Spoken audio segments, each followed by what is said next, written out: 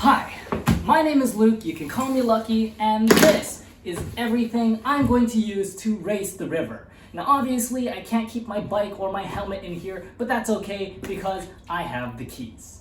Now for the sake of organization, I've sorted all of these items into 3 categories, starting with biking gear. Let's take a ride.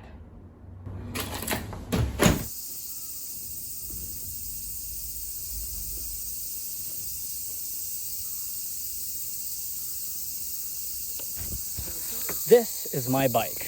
It has a single gear ratio, brakes in the front, brakes in the back, and a kickstand. It's about as standard as a bike gets, which is why I modified it post-purchase with this basket in the front and basket in the back. This is where I'm going to keep all of the equipment. Some additional features include this wheel lock at the back, and in the front wheel we have a dynamo light which we can toggle on or off. This is an important safety feature which will make my bike slightly more visible while I'm biking in the rain. And speaking of the rain, this is the fit. Raincoat and rain pants. These will keep me dry for a while, though I fully accept the fact that I will be drenched while I'm biking. So I plan to wear the least amount of material that can absorb water, which means thin polyester sports shorts and a plain shirt. And finally, the most important item in this category, the helmet. This should go without saying, but always wear a helmet.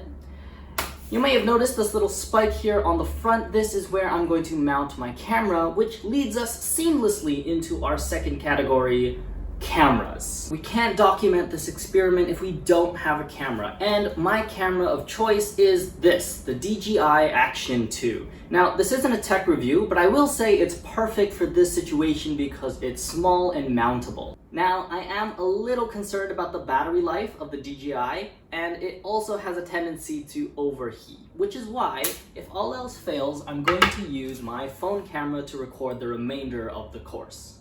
Now, obviously, this is empty because I'm using my phone to film this scene right now, but my phone is an iPhone SE Gen 2. And last but not least is this. This is my DSLR. It is an absolute workhorse. I've had it for about a decade and it works perfectly fine. That's what I wrote on the script before I started recording. And 1 hour into recording this video, this camera broke.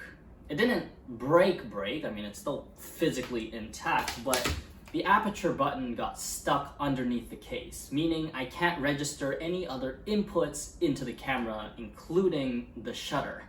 So effectively, this camera is broken.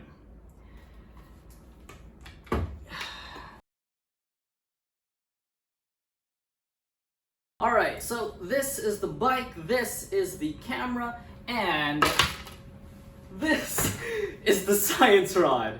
And I realize as far as names go, this is just barely a step above poo stick, but I'm not here to name things, I'm here to do science. And this is going to help us collect all the data we need to calculate discharge. Very simply, I'm going to measure out 10 meters of fishing line and increment it every meter with a different colored tape. When I lower the line, I can measure the vertical distance and use that to calculate the water level.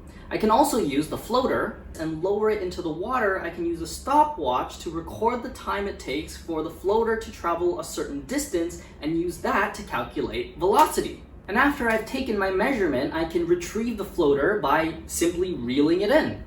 The beauty of this design is in its simplicity.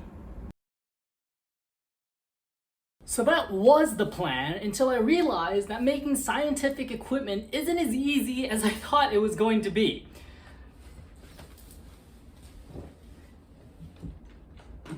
This was the science rod, and it just got tangled because obviously it would.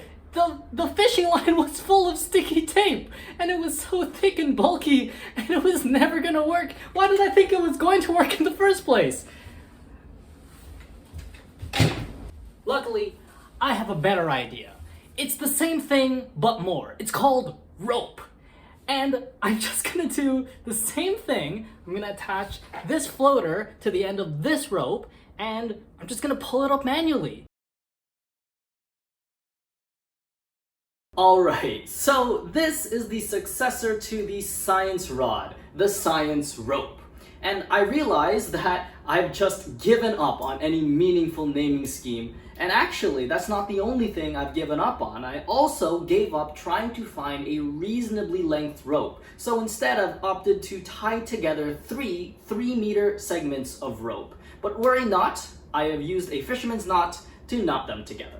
Improving upon its predecessor's design, I have marked out 1-meter intervals with colored tape and have secured the tape with a small zip tie. This will make sure that the tape doesn't unravel or shift along the length of the rope. On one end, I've secured a floater with a hangman's knot and 2 keychain attachments in case one of them fails. I've also added a small zip tie so I can remove it with ease once I'm finished.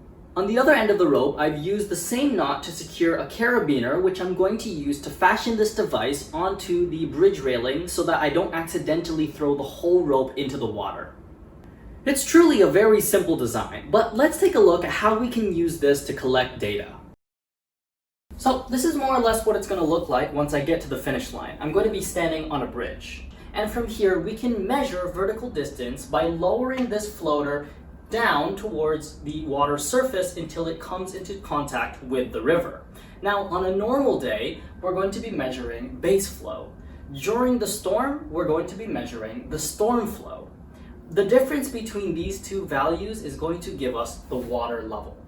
We're going to use this water level in our magical equation to find the area of the cross-section we need to calculate discharge. But put a big pin in that for like a long time, because unlike a scale model, river profiles don't look perfectly like this. They aren't simple shapes. More often than not, they look kind of like this. And explaining how I'm going to calculate area and discharge is truly beyond the scope of this tool and this video generally. So we're going to get to that part eventually. That's going to come at the end during our analysis. For now, all you need to know is that we can use this to measure water level.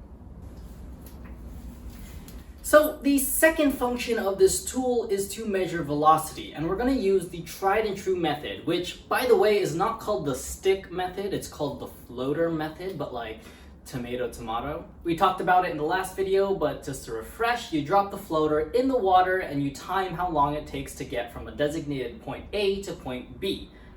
But unlike a scale model, it's a lot more difficult to pinpoint a designated path within a real river. It's a lot more turbulent and harder to tell from a far distance. So, we're going to rely on a bit of elementary school math.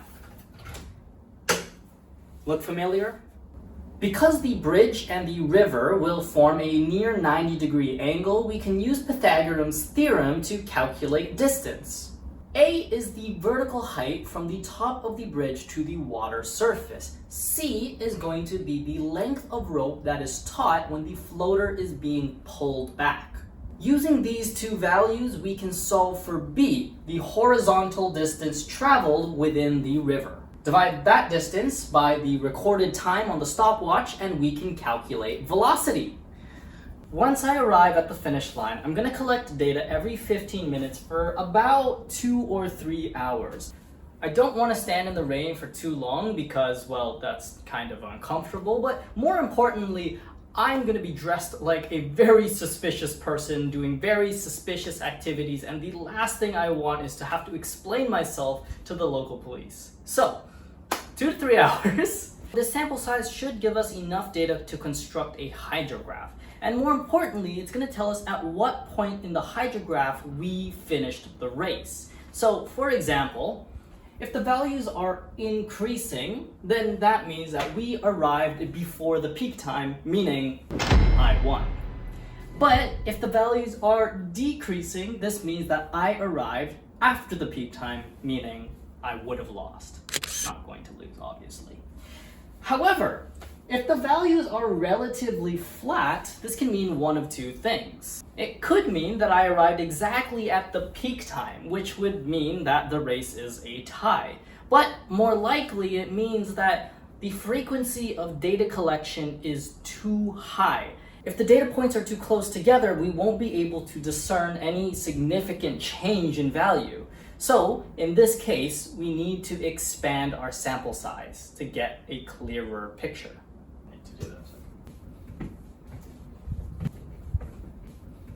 And let's take a break. In this video, we discussed methodology. In an experiment, it's important to know what tools you need and how they work. In the next video, we're going to conduct the experiment in full. Though, I will have to wait for the perfect storm. I'm sure when it comes, it's going to be worth it. Thank you for watching. I hope you learned something new today, and I will see you in the next lesson. Take care.